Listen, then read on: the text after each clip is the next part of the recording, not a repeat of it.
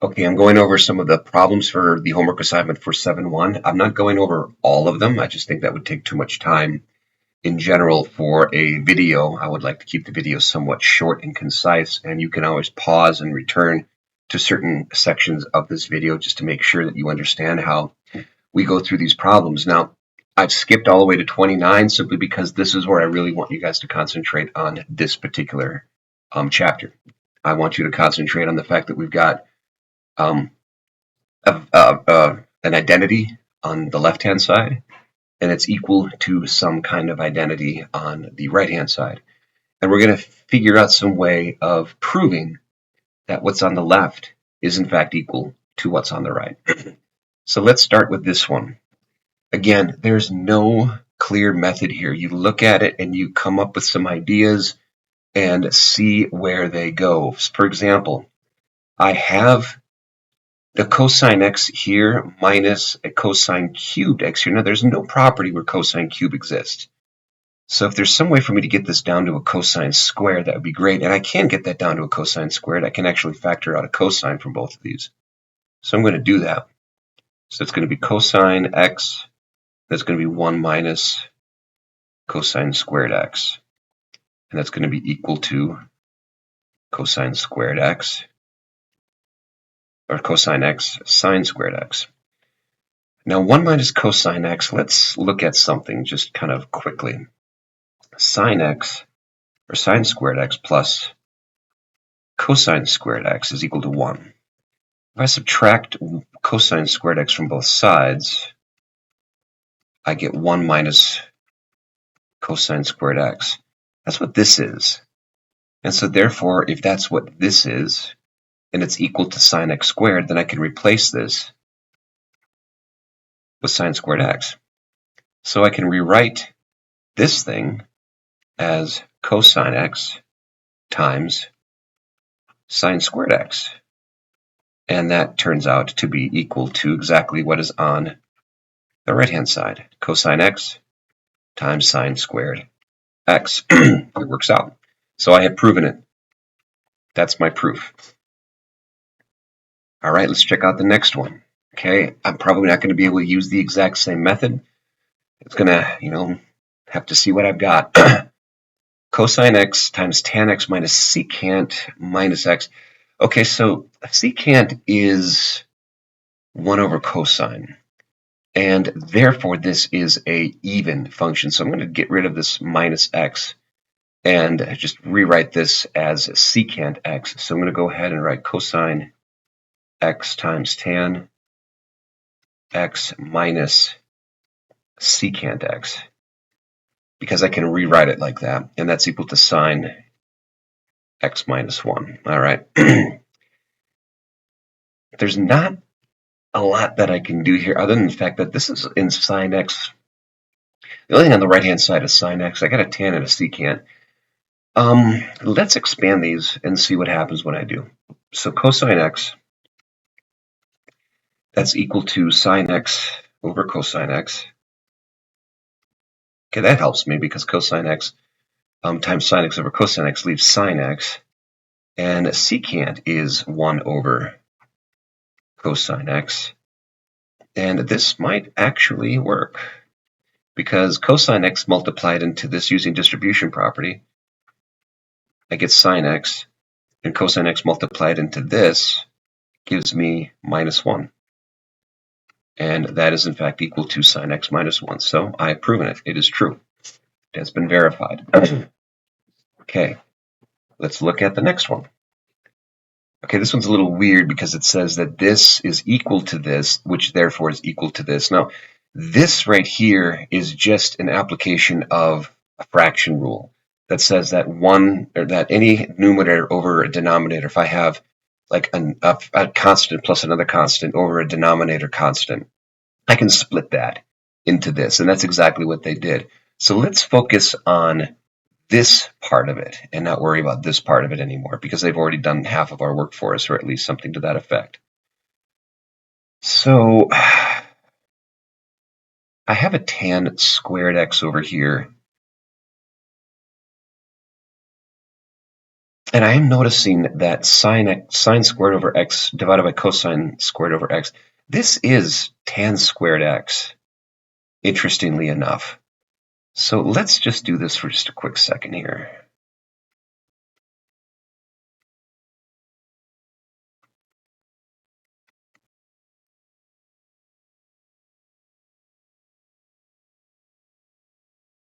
Okay.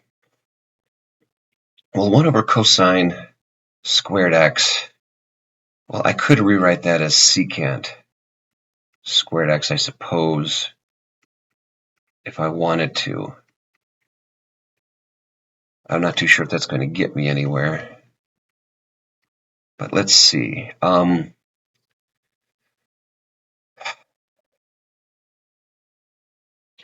What I'm really looking for is that Pythagorean identity property that refers to tangent and secant, and I just need to find it in the notes. So there is this property, and I'll write it over here. It says that 1 plus tan squared is equal to secant squared x. Well, I have this, and I have this, and this is what I'm going to do, because I think I see something that I could try. 2 tan x does not appear here, but I could subtract both sides by tan x squared. I can do that, or tan squared x, I should say. What that leaves me with on this side is secant squared x is equal to 1 plus tan squared x. And that is, in fact, equal to each other. That is, in fact, a property right there. So I have, in fact, verified it, because this right here can be rewritten as secant squared x. So this here is a carbon copy of this. And so therefore I have, in fact, proven that this whole instance here is 1 plus sine squared x divided by cosine squared x is equal to 1 plus 2 tan squared x. So I have proven it. So what I had to do here is I actually had to manipulate both sides to make this work, whatever it takes. Okay, you're just trying to make sure that the left-hand side is equal to the right-hand side. That doesn't mean that I can't touch the right-hand side or can't touch the left-hand side. I need to do what I need to do to both sides to see if I can get them to be equal to each other, and using only the rules that we have been shown. If we make anything up, then the proof is invalid.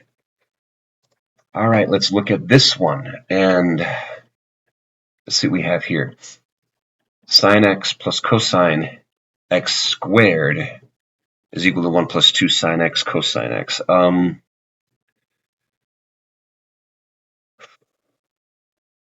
Well, if there's one thing I know that's going to happen is that when I multiply this out, I am going to actually get this as a part of this answer, and I'll show you what I mean. If I multiply this out, that's sine x plus cosine x, excuse me, times sine x plus cosine x squared. And if I multiply that out, that is sine squared x plus sine x cosine x plus sine x cosine x plus cosine squared x. And I can rewrite this as sine squared x plus 2 sine x cosine x plus cosine squared x. And I recognize that sine squared x plus cosine squared x would equal 1. So I can, in fact, if I add these two together, that is equal to 1. So I have 1 plus 2 sine x cosine x. And that is equal to 1 plus 2 sine x cosine x. That has been proven. Okay, again, there's no method that I'm really using. I'm just recognizing these identities as I see them. And the more that I do this, the more I'm beginning to recognize a lot of these patterns. All right, cosine squared x minus tan squared x is equal to 1 minus 2 sine x, or sine squared x, minus secant squared x.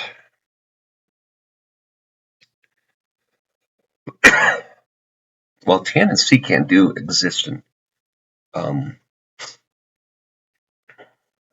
tan squared x plus 1 is equal to secant squared x.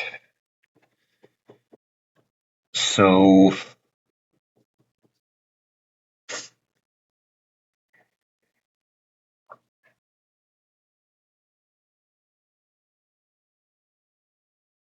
one thing I could do, really don't know if this is going to work, but it's a possibility. I can add sine squared x to both sides.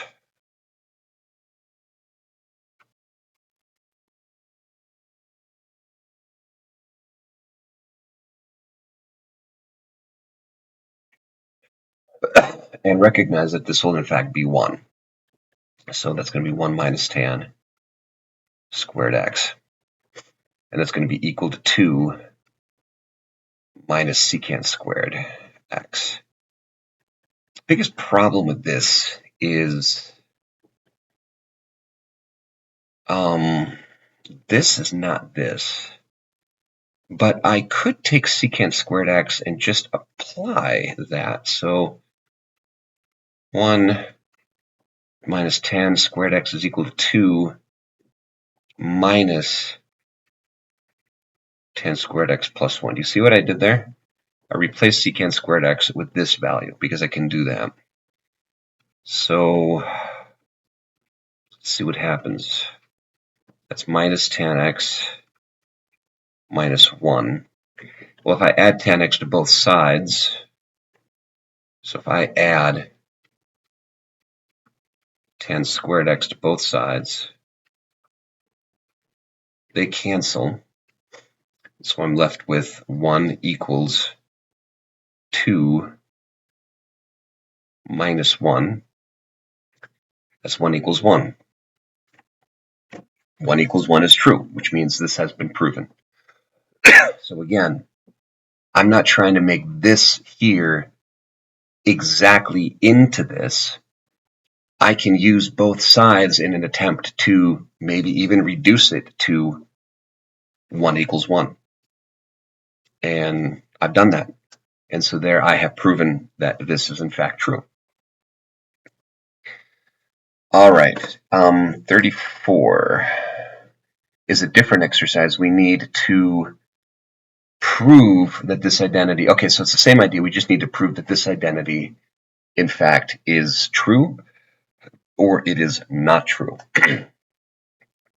Okay, so, well, first thing I'm going to look at is this right here. This is an even-odd identity. It's cosine, so that makes it even. So let's rewrite this as 1 plus cosine x minus 1 minus cosine x. That's equal to minus 2. I'm going to rewrite these in terms of sine cosine. So that's going to be 2 times cosine x over sine x multiplied by cosecant is the opposite of, or is there, is sine x, is reciprocal of 1 divided by sine x. So I can rewrite those. And, excuse me. You know, what's really interesting here is that I can multiply this into this, and I'll get a difference of squares. And I'm wondering if that actually is going to help me. And what I mean by that is that I can try to make these denominators the same by basically doing this. So I'm going to multiply this fraction here by 1 minus cosine x times 1. And then that's going to be 1 plus cosine x times 1 minus cosine x. I'm multiplying this by 1 minus cosine x over 1 minus cosine x. These would cancel. It would still be 1 over 1 plus cosine x. I'm going to do the same thing over here, except it's going to be 1 plus cosine x times 1, which is just 1 plus cosine x, divided by the same thing, 1 plus cosine x times 1 minus cosine x. All right, I can combine these, but I'm going to use the difference of squares.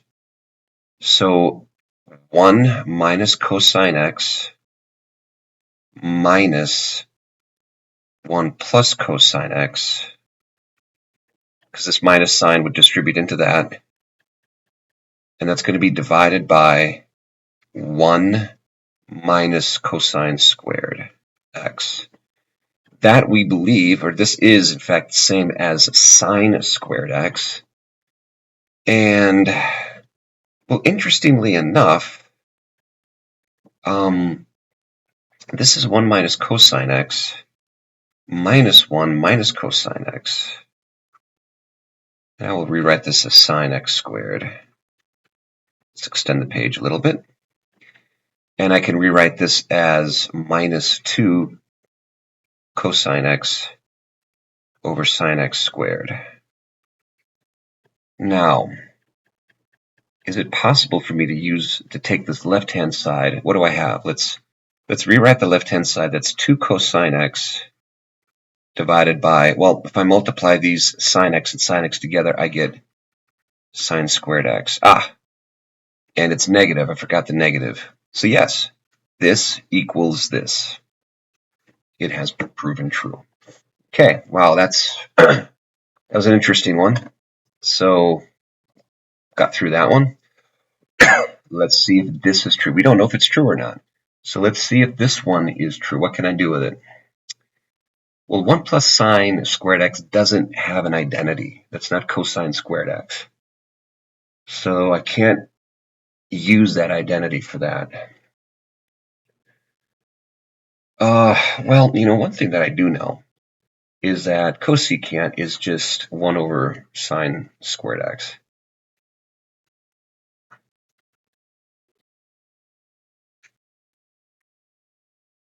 And this is just cosine squared x over sine squared x.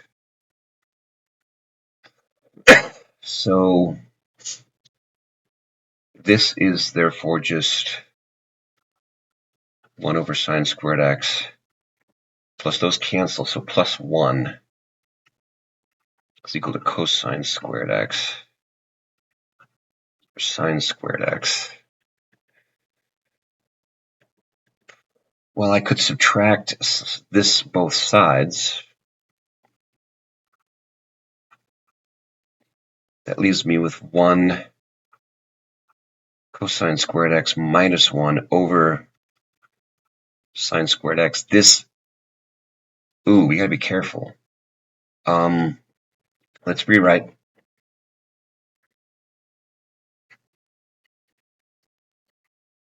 I want to make sure I'm right.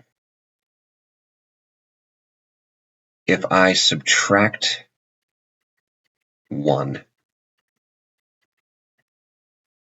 it would be minus sine squared x. This would be minus sine squared x. So minus sine squared x would be equal to that over sine squared x. That would be equal to minus 1. Therefore, 1 equals minus 1 is not true. So therefore, they are false.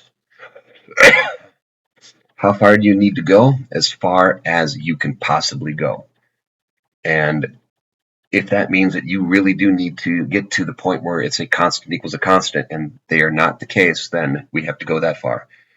If you can, let me just say this. If you have a problem like this and you say it's false and it really is false, and you didn't dig deep enough because it's a possibility. I mean, you really don't know. You're just assuming. Well, let me take that back. Let's say that you get the problem like this. You say it's false, but it turned out it was true because you didn't dig deep enough.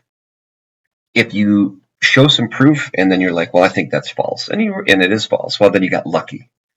I really needed to make sure that this wasn't true. It's a possibility. It could have been. I didn't know until I got to the end, and this is definitely a false statement. So that is not true. Oof, this one. All right, let's see what we got. First of all, this is a cosine right here. That's 1 over, so that's secant is 1 over cosine. So this is an even, so I can rewrite this as secant squared x minus tan squared x over tan x. Here's the thing. That identity, where's that identity for tangent? That identity for tangent is the following. 1, let's get this back here, is 1 plus tan squared, or tan squared x, equals secant squared x. If I take secant squared x minus tan squared x, that's equal to 1. That's what this is. So I can rewrite this as 1 over tan x. Well, that's great. What about this one up here?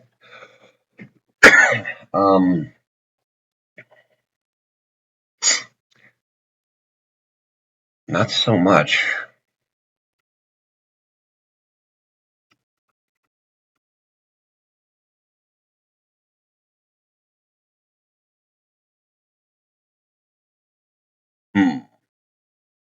We got to figure this one out. The only thing that I can do is I can multiply this by basically canceling these out.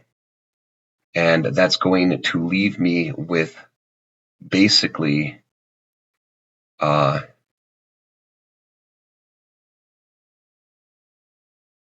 plus 2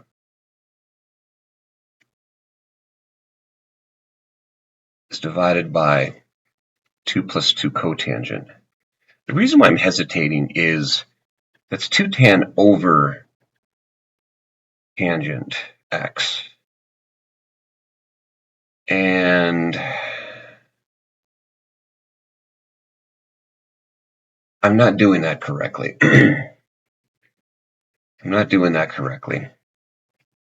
That's a problem for me, because I need to distribute all of these, and this could be an issue. All right, let's see if I can find something else. 1 plus cotangent.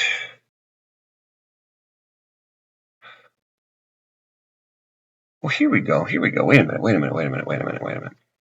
minute here. Here we go. Let's try this. So we know that this is 1 over tan x. I can take a 2 out, and that leaves me with 1 plus tan x. I can take a 2 out here, and that leaves me with 1 plus cotangent x. These two can cancel. I'm left with this.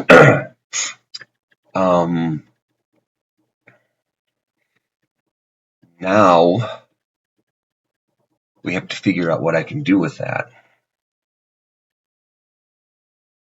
If I multiply those together, I'm left with 1 plus tan x, and that's going to be multiplied by tan x, 1 plus cotangent x.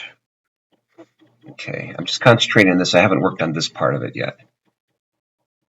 All right, let's see how much more we can do here.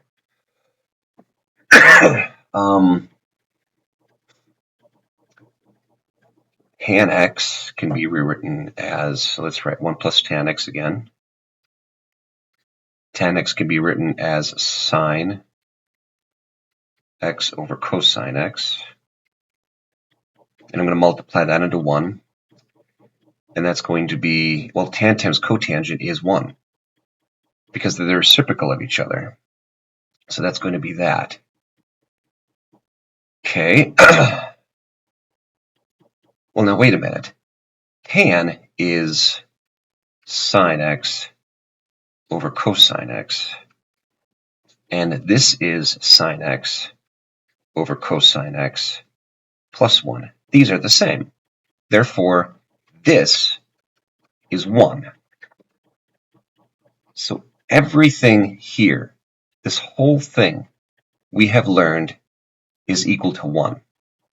So now I'm going to come over here and say 1 minus 2 sine squared x is equal to cosine 2x.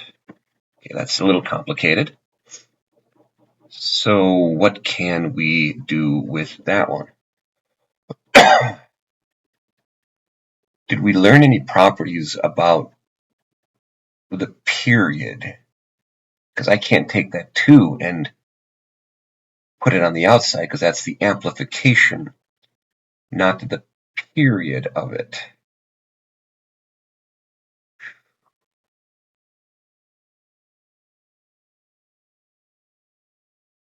Wow. I don't know if I can, in fact, make that go any further.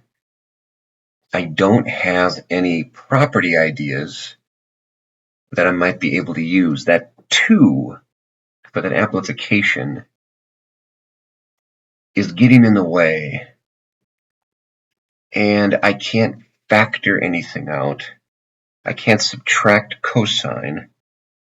I'm going to say that this is false. At this point, I should say x. At this point, I can't rectify or expand upon that. I don't know of any properties that would make that true.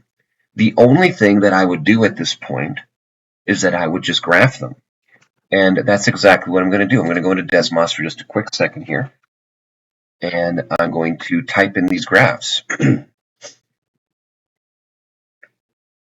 Let's look at this one. Y is equal to 1 minus 2 sine squared x. Okay, so that's what that one looks like. And I'm gonna show this to you, so don't worry. And then cosine, so y is equal to cosine of 2x. And there it is. They're exactly the same. There's cosine of x, cosine of 2x. They're exactly the same. So they're equal. I would have get this wrong. There's got to be a property then that we are missing.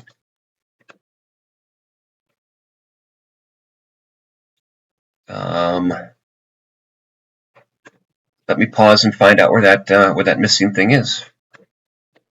I'll be right back. All right, there's the gap, and we wouldn't have known that this was in fact true because we did not learn this. And I don't know then why OpenStax insists on asking a question like this. There is a formula. It's called the double angle formula. And it states that cosine of 2x is equal to cosine squared x minus sine squared x. So is there a way for us to make this into cosine squared x minus sine squared x? And I suppose we might not be able to do it to this, but we might be able to maybe fidget with this or with this in a way that we might be able to set them equal to each other. We're basically saying that this here is in fact equal to this. Well, one thing we could write is that cosine squared x could in fact be written as 1 minus sine squared x. We know this because it's the Pythagorean identity, and subtract that from sine squared x. And we now have 1 minus 2 sine squared x. This question will not be asked in an exam because we never taught you the double angle formula, and it is not in the notes for OpenStax. So this question would never be asked. But if you did get this far, if you got to this point, and then you were like, what the heck am I supposed to do from here? I don't see how this is equal because there's no identity that shows that it's equal. Well, then you've done the job. You just were never taught the double angle formula. Either was I. I did not know that that formula existed. And now that I know it, I can in fact make them equal to each other, and they are in fact equal. So thank you, Desmos, for showing me that they are in fact equal, and thank you to, again, this is, I use it, thank you ChatGPT for showing me that this double angle formula should have been in OpenStax. So there it is. Okay, so let's do number 40 and let's see if these two are in fact equal to each other. So what can I do? Let's see, whoops, didn't mean to do that. Cosine squared theta minus sine squared theta. Well, we just learned that that is the double angle formula, but that's not going to help me because there's no double angle formula written in here. So not going to use that. Well, 1 minus tan theta, excuse me, is that the formula? No, it's 1 plus tan squared theta. Hmm.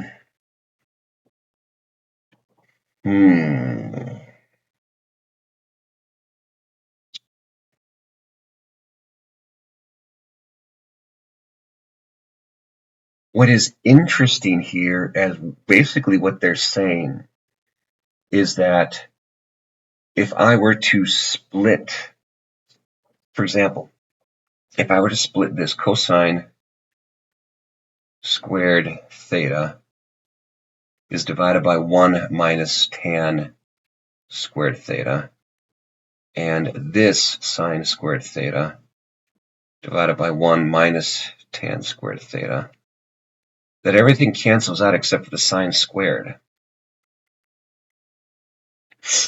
which is interesting.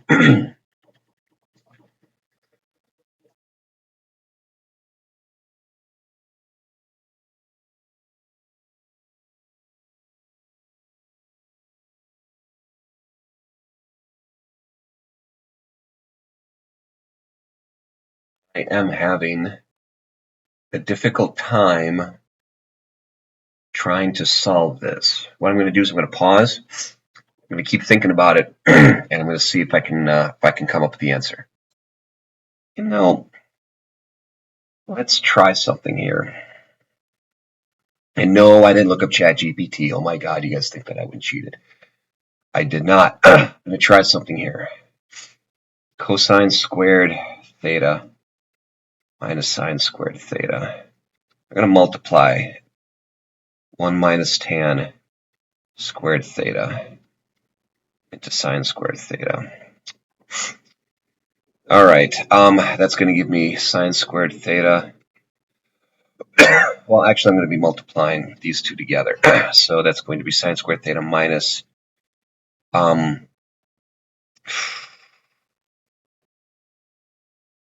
that's not going to help me at all. That's going to give me like sine to the fourth theta over cosine squared. And that's not even remotely what I want.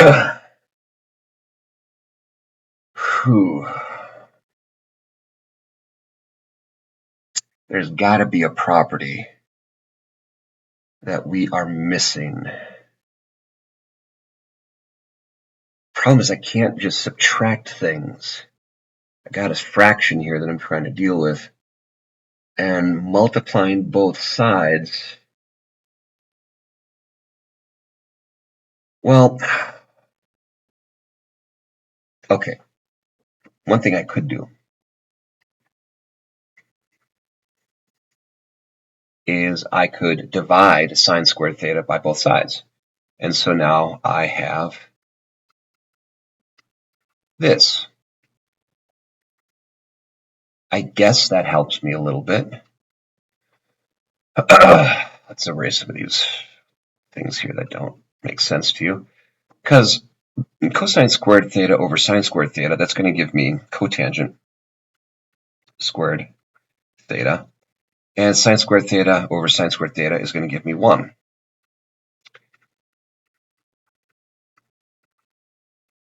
Okay. that still isn't necessarily going to help me.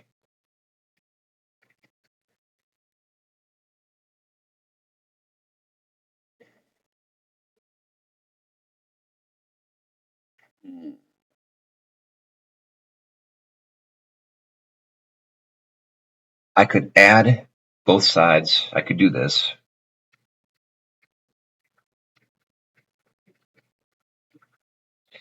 And I could add both sides of 1 to both sides and get that.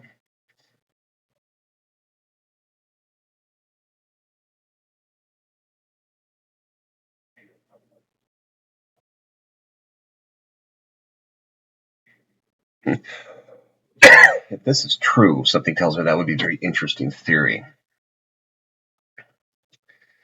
Well,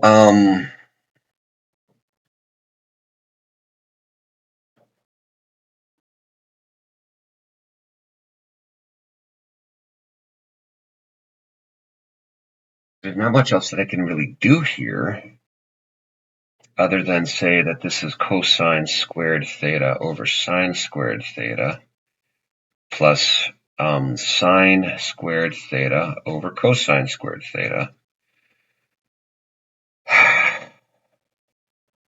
And that's not going to help me out either, because that's just going to give me cosine to the 4th theta. Wow. So we're running out of ideas. There's probably a formula here then that we, again, I mean, if we had that 36 double angle formula, is there a formula here that we haven't been taught? You never know. Okay, let me work a few things out. All right, I do apologize for pausing and then trying to figure this out and working on it. So this is what I did. No, I did not use ChatGPT, but I did eventually use Desmos to see whether or not, in fact, that this is true or not true. And this is not true. And here's what I really fumbled in trying to get this done. So what I did is I changed sine squared theta into 1 minus cosine squared x, and I multiplied that into 1 minus tan squared x by basically multiplying the denominator into the numerator. How did I know to do that? I didn't. I'm trying certain things, and I am recognizing that I am going to get a sine squared x out of all of this because cosine squared x times tan squared x is a sine squared x. And maybe, just maybe, I might be able to cancel out this sine squared x that's right up here. So I might be able to get rid of them both. That's what I was thinking. I was going along those lines. And so I multiplied this out, got 1 minus cosine squared x minus tan squared x plus sine squared x. And that gives me 2 sine squared x minus tan squared x. Hopefully I did that correct. If you see any thing that looks wrong about that, so you might be asking, like, why does cosine squared x times tan squared x equal sine squared x?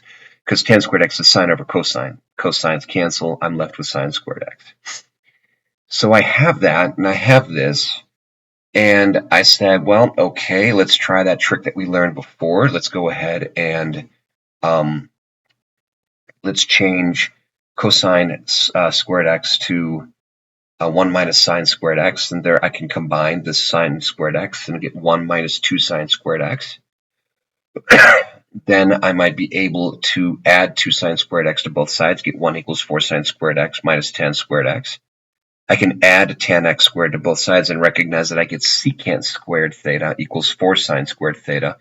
And that is where things basically fell apart. Because at this point, secant is cosine, not sine. And I really can't see how I can manipulate this any further into getting like cosine squared x minus 1 or anything like that. I can multiply, I can cross multiply, but I'm going to get sine squared x times cosine squared x. We don't know any identities for that one. So yeah, I basically ran into a roadblock right about here. And this is where things started to fall apart. Now, based on this, I started to think that, yeah, this was not going to be the case. So I said it's false. Now, If you showed all of this and you said it was false, would I give you full credit? Yes, I 100% would give you full credit. You showed me a proof that said it was false. If it was true, you still showed me a proof, but you may have made a mistake somewhere along the way. I did graph this, and as you can see, the graph looks like this. They are not the same. So they are not, in fact, equal to each other. Okay, that was the last homework problem that I'm going to do. So questions like this can show up on the quiz, not like this. I'm going to probably limit questions to something that looks similar to this. You'll just have to verify and show me proof. And maybe I might go into something like with cosecant and cotangent, where you're going to have to show me the proof as well. And I might even ask one of them, so there might be 3 of these proofs that you might have to do, and you have to check and let me know if any of them are in fact false. And I'll give you a hint. I think I might put one false one in there, just so that you guys know that there's 2 true and 1 false, just to give you a hint. Okay, that's the homework assignment for 7-1. I'll get you another video for 7-2 here shortly.